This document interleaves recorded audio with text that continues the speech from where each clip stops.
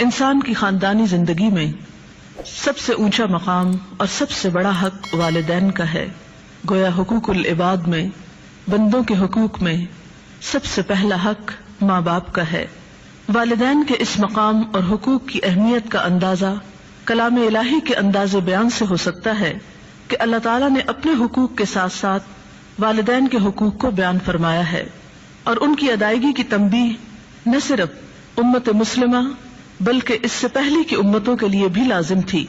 قرآن پاک میں پہلے ہی پارے میں اس کا ذکر کچھ یوں آتا ہے: وَإِذْ أَخَذْنَا مِيثَاقَ بَنِي إِسْرَائِيلَ لَا تَعْبُدُونَ إِلَّا اللَّهَ وَبِالْوَالِدَيْنِ إِحْسَانًا وَذِي الْقُرْبَى وَالْيَتَامَى وَالْمَسَاكِينِ وَقُولُوا لِلنَّاسِ حُسْنًا وَأَقِيمُوا الصَّلَاةَ وَآتُوا الزَّكَاةَ ثُمَّ تَوَلَّيْتُمْ إِلَّا قَلِيلًا مِّنكُمْ وَأَنتُمْ مُعْرِضُونَ.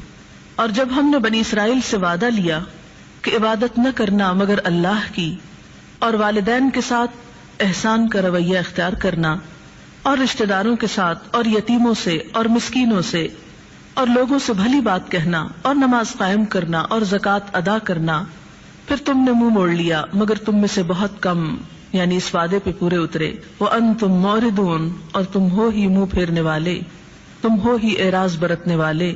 تو گویا نماز اور زکوٰۃ کا حکم بھی یہاں پر والدین اور دیگر انسانوں کے حقوق کے بعد ہے. وَبِالْوَالِدَيْنِ إِحْسَانًا، اور والدین کے ساتھ احسان کرو گے. احسان، اچھا کرنا کسی کے ساتھ.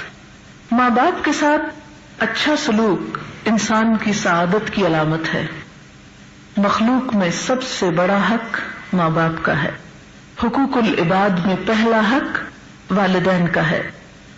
قرآن پاک میں جگہ جگہ ماں باپ کے حق کو اللہ تعالیٰ کے حق کے ساتھ بیان کیا گیا ہے.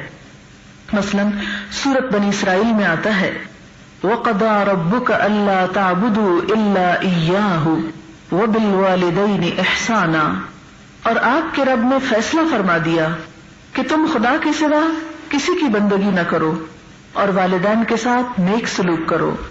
حضرت عبداللہ بن مسعود کہتے ہیں، میں نے نبی صلی اللہ علیہ وسلم سے پوچھا کون سا عمل اللہ تعالیٰ کو سب سے زیادہ پسند ہے؟ نبی صلی اللہ علیہ وسلم نے فرمایا، وہ نماز جو وقت پر پڑھی جائے، یعنی لیٹ کر کے ڈیلے کر کے نہیں، وقت پر. پھر میں نے پوچھا اس کے بعد کون سا کام اللہ تعالیٰ کو سب سے زیادہ محبوب ہے؟ فرمایا ماں باپ کے ساتھ حسن سلوک، یعنی احسان، اچھا سلوک. میں نے پوچھا اس کے بعد؟ فرمایا خدا کی راہ میں جہاد کرنا. تو گویا اللہ تعالیٰ کی عبادت کے بعد جہاد سے بھی بڑھ کر نیکی کا کام کیا ہے؟ ماں باپ کے ساتھ اچھا کرنا. حضرت عبداللہ فرماتے ہیں کہ ایک آدمی نبی صلی اللہ علیہ وسلم کی خدمت میں حاضر ہوا اور کہنے لگا، میں آپ کے ہاتھ پر ہجرت اور جہاد کے لیے بیعت کرتا ہوں اور خدا سے اس کا اجر چاہتا ہوں. بیعت کرتا ہوں کا مطلب کیا؟ وعدہ کرتا ہوں آپ کے ہاتھ میں ہاتھ دے کر. پکا وعدہ. پکا وعدہ کیا ہوتا ہے؟ گرہ لگانا. تو جب ہاتھ میں ہاتھ دیا جاتا ہے تو یہ بھی ایک طرح سے گرہ لگتی ہے، تو بیعت بھی اسی کا نام ہے. اور خدا سے اس کا اجر چاہتا ہوں، یعنی وعدہ آپ سے کر رہا ہوں لیکن آپ کے لیے نہیں کروں گا، اللہ کے لیے کروں گا، اللہ سے اجر چاہوں گا. نبی صلی اللہ علیہ وسلم نے پوچھا کیا تمہارے ماں باپ میں سے کوئی ایک زندہ ہے؟ اس نے کہا جی ہاں، بلکہ خدا کا شکر ہے کہ دونوں زندہ ہیں. آپ نے فرمایا تو کیا واقعی تم خدا سے اپنی ہجرت اور جہاد کا بدلہ چاہتے ہو؟ اس نے کہا جی ہاں. نبی صلی اللہ علیہ وسلم نے فرمایا تو جاؤ اپنے ماں باپ کی خدمت میں رہ کر ان کے ساتھ نیک سلوک کرو.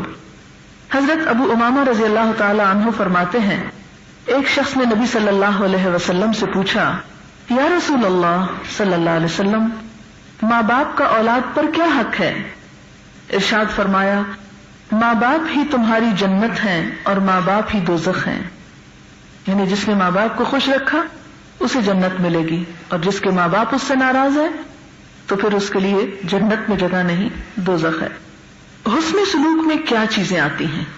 اچھا سلوک کرنا کیا معنی رکھتا ہے؟ کیا کیا جائے؟ کہنے کو تو سب کہتے ہیں کہ ماں باپ کے ساتھ اچھا سلوک کرو، لیکن کیسے؟ تو اس کے لیے نمبر 1 ماں باپ کا شکر گزار ہونا، کیونکہ محسن جس نے احسان کیا ہو اس کی شکر گزاری نہایت ضروری ہے۔ ہمیں دنیا میں وجود ہی ان کی وجہ سے ملا ہے۔ یہ ہمارا جسم ہمیں کیسے ملا، کہاں سے آیا؟ ان کی بدولت۔ ہم میں سے ہر شخص اپنے آپ سے پیار کرتا ہے نا، اپنے وجود کو بہت پسند کرتا ہے۔ کبھی دیکھا کیجئے لوگ شیشہ کتنے شوق سے دیکھتے ہیں۔ بہرحال تو یہ اچھی اچھی شکلیں دنیا میں آنے کا سبب کون ہے؟ والدین۔ پھر وہی پال پوس کر، محنت کر کے، تکلیف اٹھا کے، ہماری نجاستیں صاف کر کے، طرح طرح کے دکھ اٹھاتے ہیں، محنت کرتے ہیں، مشقت کرتے ہیں، اور یہ سب کچھ جو ہماری خدمت کی جاتی ہے یہ بہت محبت کے ساتھ ہوتی، بہت شفقت کے ساتھ، بغیر کسی بیزاری کے۔ اسی لیے پھر ہمارا فرض کیا بنتا ہے؟ انشکر لی ولوالدیک، جیسے اللہ تعالیٰ نے فرمایا میرے شکر گزار بنو اور والدین کے شکر گزار بنو۔ شکر گزاری کے بعد اگلی چیز ہے والدین کو خوش رکھنے کی کوشش۔ بالوالدین احسانہ میں خوش رکھنے کی کوشش، یعنی ان کی مرضی اور مزاج کے خلاف ایسی باتیں اور ایسے کام نہیں کرنے چاہیے جو انہیں ناپسند ہو، اور خصوصاً جب وہ بوڑھے ہو جائیں، کیونکہ بڑھاپے میں مزاج میں بہت چڑچڑا پن اور کھردرا پن آ جاتا ہے۔ اس لیے اس وقت ان کے رویوں سے جو ناپسند بھی ہوں احسن طریقے سے درگزر کر جانا چاہیے۔ اسی لیے قرآن پاک میں اللہ تعالیٰ فرماتے ہیں اما یبلغن عندک الکبر احدہما او کلاہما فلا تقل لہما اف ولا تنہرہما، اگر ان میں سے ایک یا دونوں تمہارے سامنے بڑھاپے کی عمر میں پہنچیں تو تم ان کو اف تک نہ کہو اور انہیں جھڑک کے مت بات کرو یا انہیں جھڑکیاں نہ دو۔ حضرت عبداللہ بن عمرو کہتے ہیں کہ نبی صلی اللہ علیہ وسلم نے فرمایا خدا کی خوشنودی والد کی خوشنودی میں ہے اور خدا کی ناراضگی والد کی ناراضگی میں ہے۔ یعنی اگر کوئی شخص اپنے رب کو خوش کرنا چاہے تو کیا کرے؟ اپنے والد کو خوش کرے۔ ریڈی؟ یہ پہنو۔ اوہ نو، اور اب پارلر جانا تو سیف نہیں، اور کیوں جاؤ جب آنسر اس الماری میں ہے۔ والد کو ناراض کر کے خدا کو خوش نہیں کیا جا سکتا۔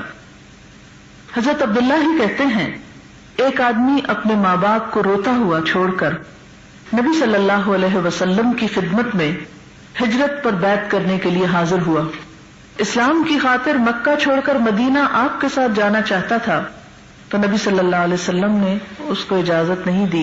آپ نے فرمایا جاؤ اپنے ماں باپ کے پاس واپس جاؤ اور ان کو اسی طرح خوش کر کے آؤ جس طرح تم ان کو رلا کر آئے ہو، یعنی آ جانا، تم ہجرت کر لینا لیکن انہیں روتے ہوئے چھوڑ کے نہ جاؤ، انہیں راضی کر کے نکلو۔ عام طور پر کیا ہوتا ہے کہ اگر ہم کوئی نیکی کا کام کرنے جا رہے ہوں اور بعض اوقات ماں باپ پسند نہ کرتے ہوں تو ہم کہتے ہیں پھر کیا ہوا، اللہ کا حکم ہے نا، انسان کو بس اپنے رب کو راضی رکھنا چاہیے، ماں باپ اگر ناراض بھی ہوں تو کوئی بات نہیں، میں کون سا غلط کر رہی ہوں۔ نہیں، ایون اگر بڑی سے بڑی نیکی کا بھی موقع ہو تو اس میں ماں باپ کو ناراض چھوڑ کر رہی، ان کو راضی کر کے۔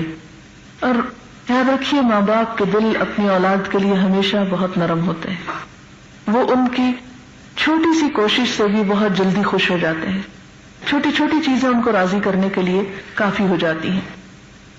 وبالوالدین احسانہ میں اگلی چیز خدمت، پہلی چیز شکر گزاری، دوسری خوش رکھنا، اور تیسری خدمت۔ والدین کی خدمت انسان کو جنت کا مستحق بناتی ہے، اور یہ ایسی نیکی ہے جو انسان کو دونوں جہان کی سعادتوں سے ہمکنار کر کے مشقتوں سے بچاتی ہے، دونوں جہان کی مصیبتوں سے بچاتی ہے۔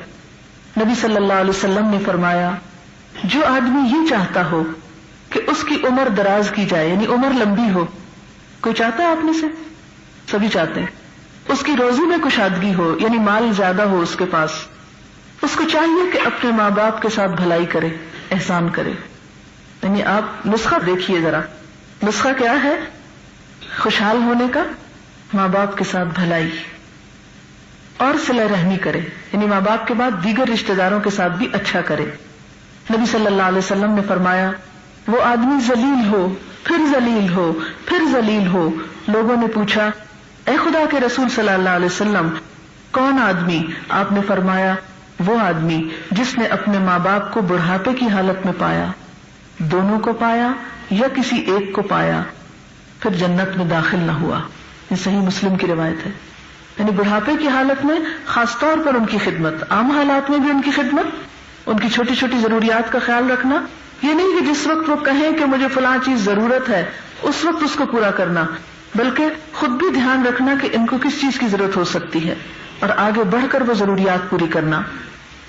ایک شخص نبی صلی اللہ علیہ وسلم کے پاس جہاد میں شریک ہونے کی غرض سے حاضر ہوا تو نبی صلی اللہ علیہ وسلم نے اس سے پوچھا تمہارے ماں باپ زندہ ہیں؟ اس نے کہا جی ہاں زندہ ہیں. فرمایا جاؤ ان کی خدمت کرو، یہی جہاد ہے. یعنی اگرچہ جہاد کی بہت فضیلت اور ضرورت ہے لیکن یہاں پر کیا ہے کہ ماں باپ کی خدمت بسا اوقات جہاد سے بھی افضل ہے، اور خصوصاً ایسے میں جب کہ ان کو کوئی اور دیکھنے والا نہ ہو.